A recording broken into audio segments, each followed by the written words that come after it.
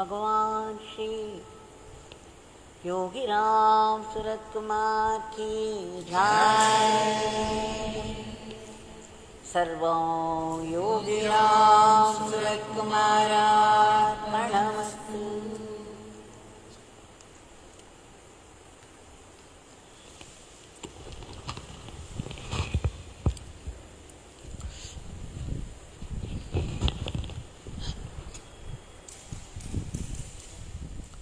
Today is a holy day, the day of Mathaji Krishnabai's Mahasamadhi Day. A very special day for all of us, a day for complete worship of the divine. Nama Sankirtan and Seva and Puja.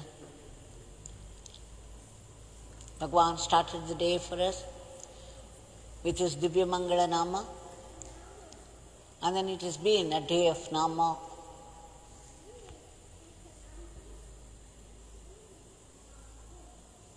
Like a fountain springing forth. It's no small grace. With deep gratitude, we have offered the Nama lotuses at the holy feet of Bhagwan with deep remembrance of Mathaji Krishnabai and how she lived and what she stood for.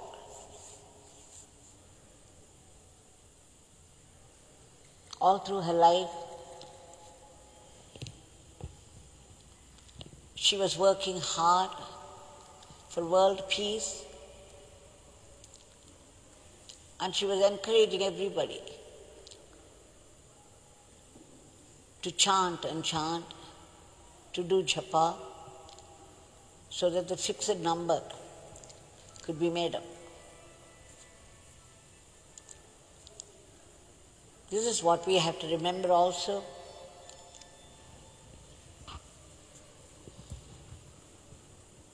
I remember the day when, by divine grace, by the grace of our Bhagwan, that I was in Tiruvannamalai on the Ratha Saptami day. Today is the Ratha Saptami day, a very special day for the Sun Lord.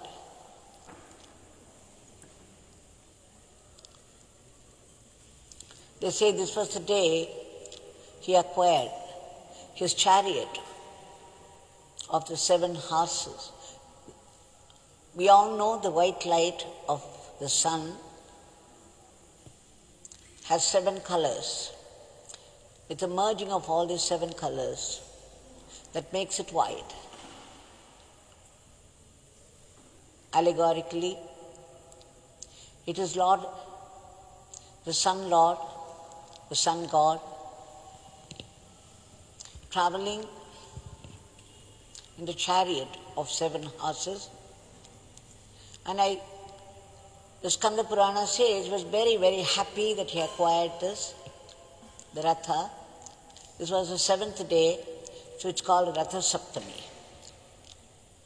And this day, the Sun God is ready to shower his grace upon all those who remember him with deep love. He is our life force, but for his light, we would not be able to survive. And today, our bathing in the water amounts to a dip in the Ganges, the holy water, and any giving, charity done today bears enormous fruit by the grace of the Sun God. He would be so happy to reward people with all the wealth. This is what the Skanda Purana says, that particularly any charity, even a little one, done for the sake of the sun god today will fetch freedom from poverty altogether. Now on this day, Mathaji Krishnabai attained Mahasamadhi.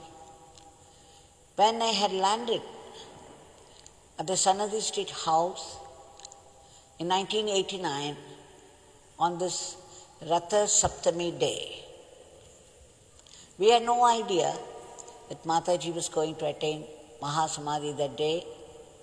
She was suffering from cancer. So when we were there, Bhagwan took me and my friend inside the house, and we were seated there. He even fed us. But I remember he did not take anything at all. And then he kept saying that it was Ratha Saptami day, and this was the day Bhishma of Mahabharata fame, he too attained Mahasamadhi. And then he kept saying that Bhishma did not marry at all, and it meant he had no children at all, and therefore the whole world became his. When you give up your own bodily relationships, your relatives,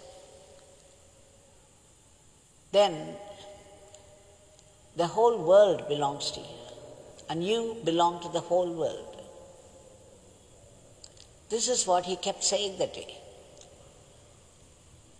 that Bhishma had no son of his own to do the funeral rites, but the whole world did it for him. Why? Because of his sacrifice, he belonged to the whole world, and the whole world belonged to him. He kept on saying, then we didn't know why he was repeating it so many times. And then he let us go. In the evening again we turned up. We were a little scared because that was the time there was no regular darshan, as it came to be later on. And we were scared to present ourselves at his doorstep, that he might think it too often and turned us away. Still, we just pushed ahead, drawn by his own magnetic pull, only to find the door locked. And then it struck us that he might be in the temple, in which case we could go searching for him and stop at a distance and have darshan from there. So we went and searched, ransacked the whole place, but only in vain. And then we were returning, getting reconciled to his absence. And then suddenly, near the entrance of the temple, we saw him coming inside with L.A.C. Jairam. So we stood aside in a corner with folded hands, and we were so happy we could see him again. And we wanted to hide ourselves, because sometimes he would see and then make a gesture to asking us to go away. And then you couldn't stop there even for a second further. So we were almost hiding ourselves, afraid that he might ask us to go away. But surprise of surprises, he came straight to us. And then he gestured to me to stretch my hand. As soon as I did that, he dropped a telegram. And then he went ahead. When I opened and saw, it was Christy from Anandashram, and the telegram read, Mathaji Krishnabai attained Mahasamadhi at 7 a.m. today. Then I knew how grave the situation was. We began to follow him at a safe distance, still afraid and yet unable to control ourselves. He went to the far corner at the backside of the temple, and then he sat there in one place, leaning on the wall behind. There was nobody there. So we also went and sat there. He didn't say anything. Only the three of us. L.I.C. Jayaraman, my friend and myself. And Swami was keeping complete silence.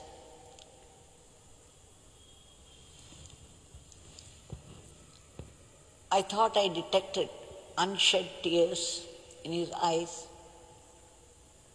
Often he would close his eyes, go into deep silence. Otherwise, he would look up at the sky as though he was watching something. Then I guessed it must have been the funeral rites of Mahasamadhi, of Mathaji Krishnabai.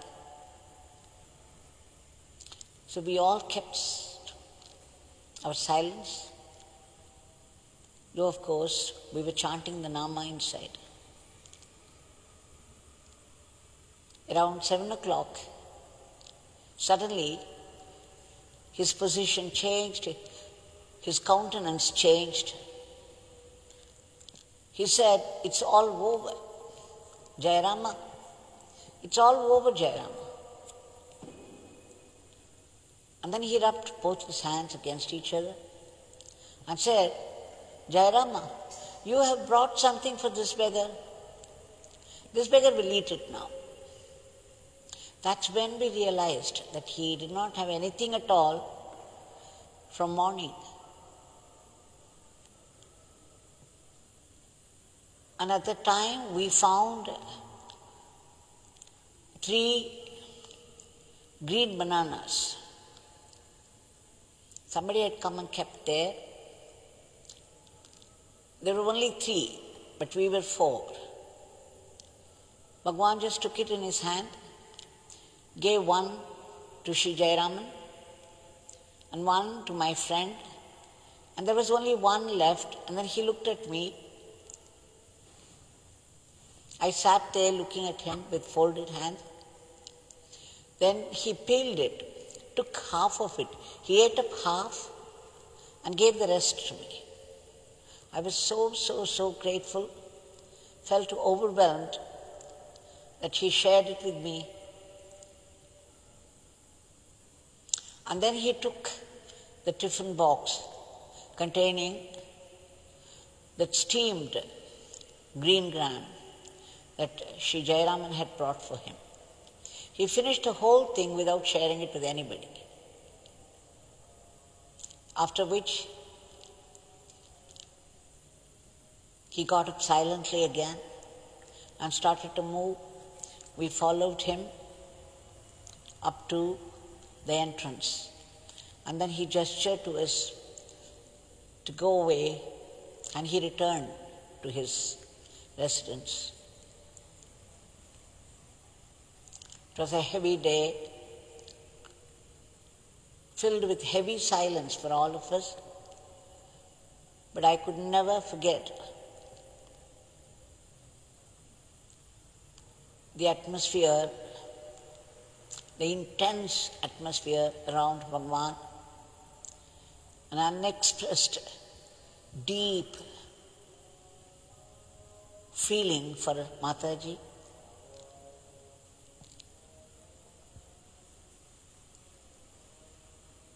And today is that day. We have to remember, recall all that she stood for, doing what she instructed can be the only way we could worship her, we could please her. She always insisted only upon Nama chanting, ceaseless Nama chanting for the attainment of the universal Papa, Papa Ramdas. I remember another time, much before that, because I had come to Bhagwan in 86 December. My very first meeting happened on the day of sannyas of Papa Ramdas. So right from the day, I had experienced his blessings, Papa Ramdas' blessings, in abundance at times. Now I remember once, I so much wanted to settle down in Tiruvannamalai so that I could have at least a distant darshan of Bhagwan. I felt that that was my life and there was no point in delaying it any further. So one day when I came and cried to him to permit me to stay back in Tiruvannamalai, somewhere far away from him, and I could still have the darshan. He said, "You go to Anandashram, spend some time there and come." So a friend of mine accompanied me and we went there. And every day, I could go to her room and sit with Mathaji. In the evenings, Ram Nam would be going on in her room and she would permit some of us to sit there in her presence. A few days passed and then I wanted a private darshan of Mathaji, and when I conveyed it to Swami Satchidanandaji, he arranged for it. So that day when I went to her room, when she called, Mathaji was there and Swami Satchidanandaji was also there, only the two of them. And when I went near and prostrated to both of them, she said, "What do you want?" She spoke in Malayalam, and I understood Swamiji was there only to translate it into English. I said what I had always been longing to say. I said, "I want to be like you, a life of Guru Seva and sacrifice." She smiled, she looked at Swami Satchidanandaji, and Swami Satchidanandaji smiled back, and there was a meaningful exchange of looks between the two of them. And then she said, "It's a very difficult life. It sounded as though you do not know what you are asking for." That was the impression I got, but I still persisted. And then, surprisingly, she went into an elaborate description of the Kundalini process. And Swami Satchidanandaji was translating every sentence. How Guru's grace could see us through this great process to complete success. And then she said, Guru's grace, Guru's blessings are necessary.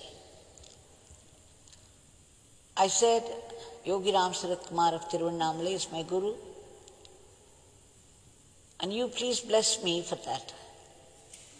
She said, Papa's blessings are with you. And then smiled with so much love. Then I thanked both of them profusely and prostrated and left. When I came and reported every bit of it to Bhagwan, Bhagwan was very, very happy. He said, "Oh, she talked to you so much and she described this. She would never do it to anybody. It's a special blessing from Mathaji for you.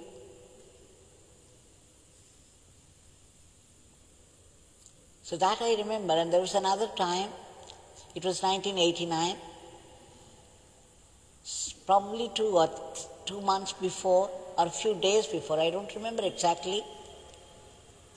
Now this time I'd gone to Bhagwan and I was very determined to resign my job and settle down in Tiruvannamalai once for all. So I kept on begging him and was crying. Then he said, this beggar has no ashram. Anandashram is my ashram. Anandashram is your ashram. You can go there. You can imagine it was like a bombshell on my head. I could not accept it because all I wanted was his darshan. What would I do? Settling down in a faraway place. So I kept crying. He said, no, you have to go to Anandashram. You go. Take somebody with you and go there. And I had to obey him. So I took a friend of mine. And this time, it was nearing her Mahasamadhi. She was bedridden with cancer. And the people were allowed in a line to go inside the room, one after the other. And all the time I was in Anandashram, I was crying and praying intensely that Bhagwan should permit me to stay in Tiruvannamalai, not send me anywhere. So when I came to Mathaji's room, when I neared her again, I prayed and prayed for her blessings to settle down in Tiruvannamalai, that Bhagwan should permit it. And I felt I had her blessings. She was so beautiful, like a pure flower, fresh even in that condition. She was very emaciated.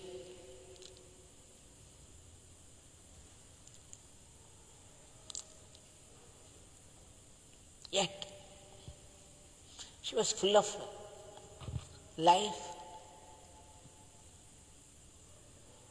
and grace. So many of us came out crying.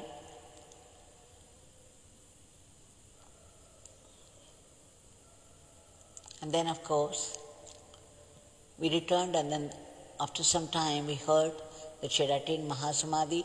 And then I realized that Bhagwan sent me there only for that, for her darshan, for my prayers. And true to what I prayed for, later I reached a point when I could no more ask anybody, even Bhagwan. It was very compulsive, and I had to do what my inner being was telling me. So I came and told Bhagwan that I was going to do it. I was resigning my job and settling down. That I wasn't going to ask him anymore. He laughed and said, okay, you can come now. Now, it was a shock to me, because until then he kept refusing, all the time saying, you have to do your duty. Duty is most important. But then when I decided and said I was not going to ask him, I had to come. There was no other life for me. Surprisingly, he said yes. And then I asked him why he was denying it all the way. He said the decision has to come from you. Then later, much later, when I read Sri Ramana Bhagwan's literature, I found a conversation. A man coming and asking Bhagwan Ramana that he wanted to leave his wife and children and come to Tiruvannamalai to pursue the spiritual life. So he was asking for permission. Ramana Bhagwan, as usual, kept quiet. He wouldn't say anything.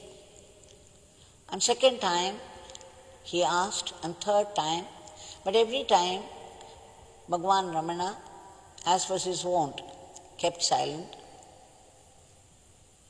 And then he said, please tell me something. Then Bhagwan Ramana looked at him straight and said, don't come. Now this young man got angry. Why do you say I should not come? You came, you left everything and came. Then you know what Bhagwan Ramana said? Yes, I came. I ran away from home and I came, but I never asked anybody. That is when I understood that such decisions must come from the depths of our being.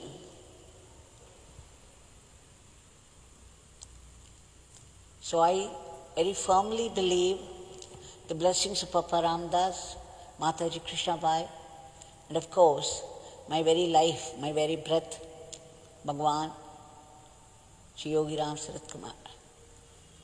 That what happened later, my coming and settling down in Tiruvannamalai.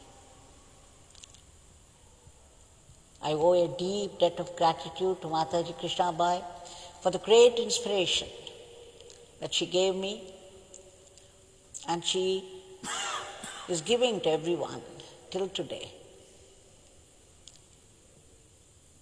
So by filling our days amidst all our businesses with Nama for world peace, with Nama for both our inner and outer transformation,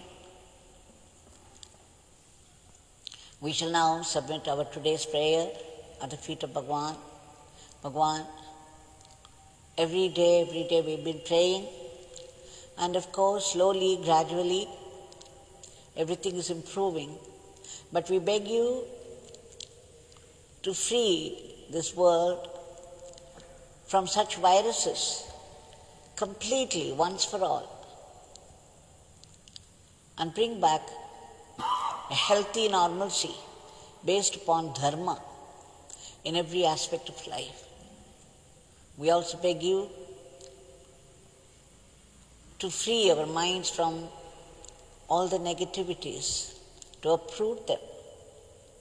And we beg you again to give protection and all-round well-being to all those people, unselfish volunteers who are working so hard for the sake of the others.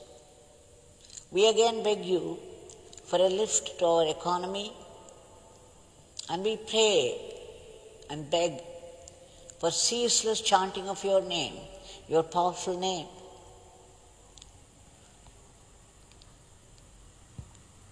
We also beg you to be fine instruments in your hands so that we could run our everyday life as an offering to you. And finally, we seek that ultimate truth, that supreme blessing for complete purification, so that we could see your vibrant, living, pulsating presence in everything and everywhere. And Bhagwan, please bless us to be able to see your will, your sankalpa, and your leela in all the happenings of life. And most importantly, even in the most devastating sufferings of life, the hidden grace, your hidden smile,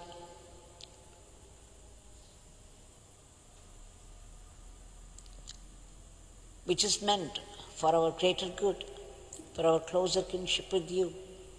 Even though every suffering in life comes as a result of our past karmas, due to the relentless law of karma, which would not spare anybody. Yet, compassionate Bhagwan keeps some blessing also in that, so that the suffering would shape us, push us towards God.